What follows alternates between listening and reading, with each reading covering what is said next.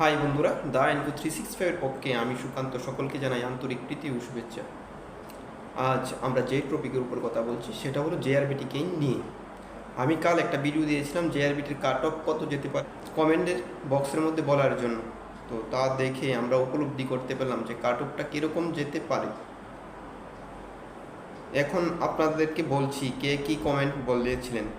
যেমন চিরঞ্জিত দেববর্মা নামে একজন বলেছিলেন যে ও রিটেনে 39 পেতে পারে, এবং পলাশ সরকার এসছি 51 থেকে 52 পেতে পারেন, কিন্তু উনি ডিটেলসভাবে বলেননি যে রিটেনেই কি 51 থেকে 52 আর বাইবা না বাইবা অ্যাড করে। যদি রিটেনে 51 পেয়ে থাকেন তাহলে অবশ্যই আপনি চাকরিটা পাবেন। তারপর আমরা দেখলাম যে এক ভাই বলেছিল যে আমি গ্রুপ সির যেই চাকরির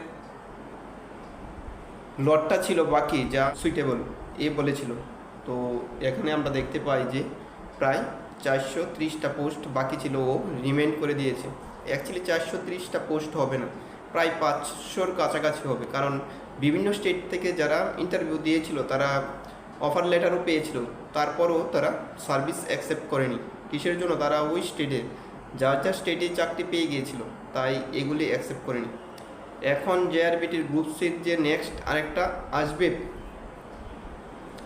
ফর্ম ফিল আপ অ্যাপ্লিকেশন, সেখানে আমরা দেখতে পেলাম যে বলেছিল মন্ত্রী সুশান্ত চৌধুরী 1-2টা পোস্ট হবে, এটা বলেছিল জেআরবিটি মাধ্যমে নিয়োগ করা হবে। আমি বলবো তাদেরকে সবাইকেই, আপনারা অবশ্যই বলবেন বিভিন্ন দপ্তরে গিয়ে বা নেতা মন্ত্রীরা যখন আপনাদের মনে করেন যে বিভিন্ন সংগঠনের মধ্যে আসে, তখন আপনারা অবশ্যই বলবেন যে সবগুলি পোস্ট যাতে আবার ছাড়া হয়। এবং এটা সঠিক করা হয়নি, আমি এটা নিজের ব্যক্তিগত ব্যাপার থেকে বলতে চাই যে সুইটেবল ক্যান্ডিডেট পেয়েছিল না। অ্যাকচুয়ালি সুইটেবল ক্যান্ডিডেট না পাওয়ার কারণ কি? একটা পোস্টের জন্য তো 3 জন করে নিয়োগ করা হয়েছিল।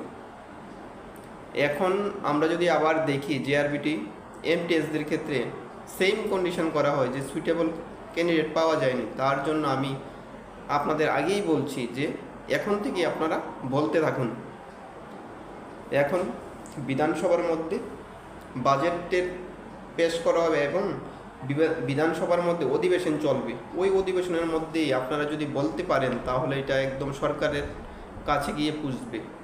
অ্যাকচুয়ালি অধিবেশনের মধ্যে বলার একটাই সুযোগ আছে, আপনারা যেই বিধানসভায় আছেন অবশ্যই এমএলএর সাথে কথাবার্তা বলুন এবং এই ব্যাপারে বিধানসভা অধিবেশনে বলার জন্য আপনারা অবশ্যই বলবেন।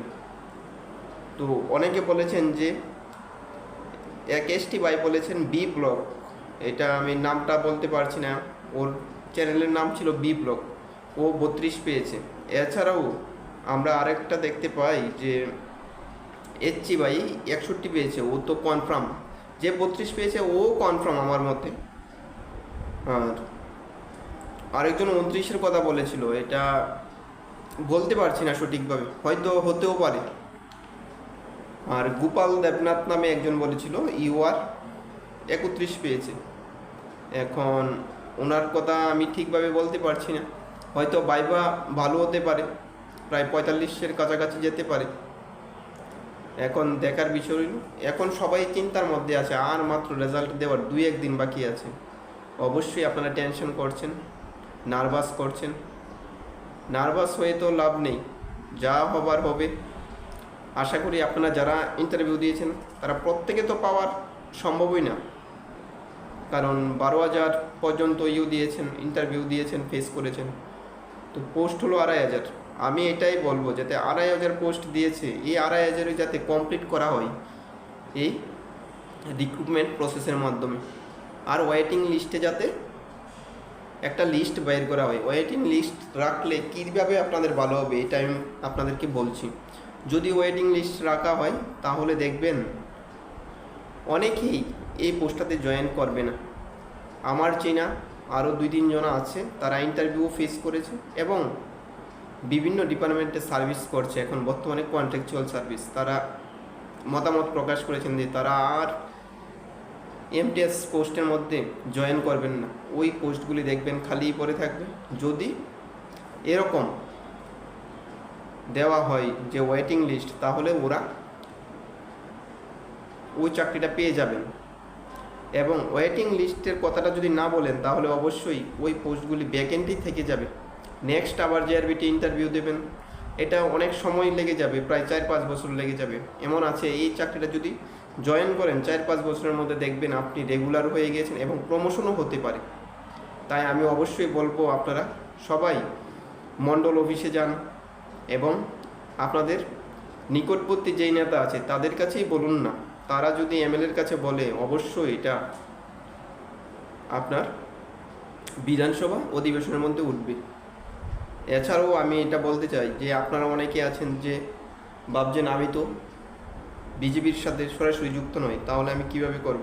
আপনি অন্য পলিটিক্যাল পার্টির সাথেও যুক্ত থাকেন, তাহলেও আপনার এমএলএর মাধ্যমে খবরটা আপনি বিধানসভার মধ্যে পেশ করতে পারবেন। এবং আমাদের যদি নেতারা ইচ্ছা করে তাহলে এটা অবশ্যই অ্যাকসেপ্ট করতে পারে। আমাদের মন্ত্রী মিনিস্টারদের কথা বলছি, অ্যাকসেপ্ট করলে আপনারা অবশ্যই সকলের সুবিধা হবে। তাই আমি আশা রাখি আপনারা এই নিয়ে কথাবার্তা বলবেন এবং আওয়াজ তুলেন। আর সময় নেই, হয়তো 6-7 তারিখের মধ্যে, 7-8 তারিখ বলেছে রেজাল্ট দিবে, হয়তো এটাই বিধানসভার লাস্ট অধিবেশন হতে পারে, এই 1-2টা অধিবেশন, তারপর আর বলার সুযোগ পাবেন না। অবশ্যই আপনারা লক্ষ্য করবেন আমার কথাগুলি। আর যারা কমেন্ট করেনি তারা অবশ্যই কমেন্ট করবেন যে কে কত পেতে পারেন, তাহলে আমরা একটা আইডিয়া দিতে পারবো। এই অন্তিম মুহূর্তে একমাত্র কমেন্টের মাধ্যমেই জানা সম্ভব হবে যে রেজাল্টের বের হবে তার কাট অফটা কত যেতে পারে। আমি কিসের জন্য বলছি, হয়তো আপনাদেরও ফায়দা হতে পারে, আপনারা জানতে পারবেন, পরবর্তীকালে আরটিআইও করতে পারবেন। সেই জন্যই বলছি অবশ্যই আপনারা কমেন্টে বলবেন কে কত পেতে পারেন, তাহলে কাল ওর সেম টাইমে আমি আরেকটা ভিডিও ছাড়ার চেষ্টা করব। ভালো লাগলে অবশ্যই আমাদের চ্যানেলকে সাবস্ক্রাইব করবেন এবং পাশে থাকবেন, বেল আইকন বাজাবেন। Thank you.